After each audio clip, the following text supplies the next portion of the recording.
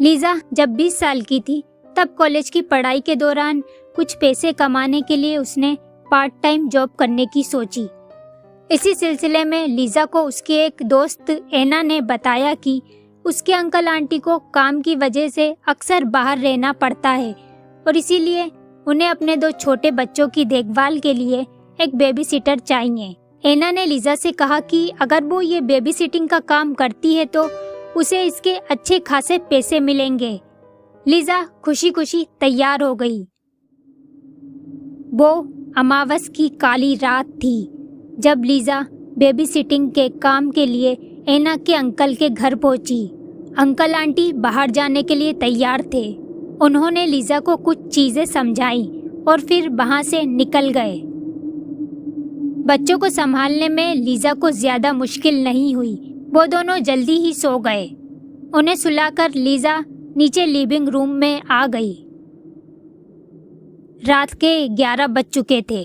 Lisa अपने mobile में busy थी कि तभी उसे स्टोर रूम से किसी के हंसने की आवाज आई।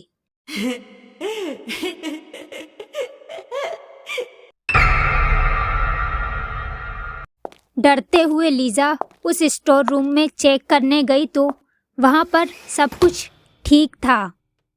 मेरा वहम होगा। तभी लीजा की नजर वहां रखी एक मूर्ति पर पड़ी।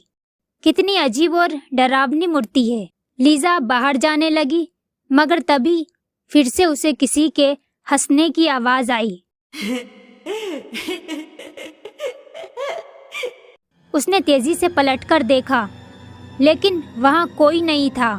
फिर लीजा ने उस मूर्ति की तरफ देखा तो उसकी नजरें उस पर जमी रह गईं। ऐसा लग रहा था जैसे उस मूर्ति की आंखों में कुछ अजीब हो रहा है। अचानक मूर्ति ने अपनी आंखें खोली और भयानक आवाज में चिल्लाते हुए लीजा की ओर बढ़ने लगी। डर से चीखते हुए लीजा ने आंखें बंद कर ली। अगले ही पल सब कुछ शांत हो गया। जैसे ही लीजा ने अपनी आंखें खोली तो वो बिल्कुल हैरान रह गई क्योंकि वो अभी भी लिविंग रूम में ही थी। क्या वो बस एक सपना था? लीजा को बहुत अजीब लग रहा था। वो उस डरावने सपने के बारे में सोच ही रही थी कि तभी उसे वही हंसी सुनाई दी जो उसने अपने सपने में सुनी थी। और इस बार भी ये आवाज स्टोर रूम से ही आ रही थी। लीजा के दिल की धड़कनें तेज हो गईं। वो डरते हुए धीरे धीरे स्टोर रूम की तरफ गई। धीरे धीरे उसने स्टोर रूम का दरवाजा खोला तो सामने का नजारा देखकर उसके होश उड़ गए। उसके सामने वही सपने वाली मूर्ति थी। ऐसा कैसे हो सकता है? लीजा का दिल तेजी से धड़क रहा था। उसे अपनी आंखों पर यकीन नहीं हो रहा था। वो जानती थी कि कुछ अजीब हो रहा है। उसने फौरन घर से बाहर निकलने का फैसला किया मगर तभी उसे ऊपर के कमरे से बच्चों के चीखने की आवाजें आई। लीजा बुरी तरह घबरा गई और तेजी से बच्चों के कमरे की ओर बढ़ी।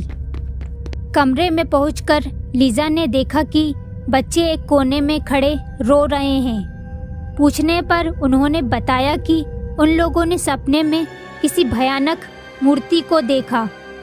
ये सब सुनकर लीजा ने जल्द से जल्द वहां से निकल जाना ही सही समझा।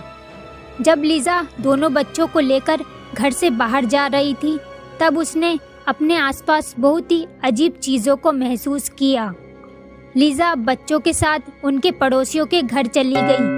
थोड़ी ही देर में बच्चों के माता पिता भी आ गए।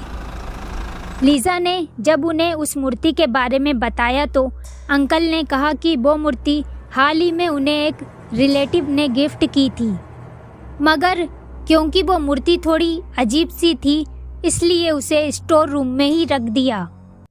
दूसरे दिन अंकल ने उस मूर्ति को अपने घर से दूर कहीं भिजवा दिया।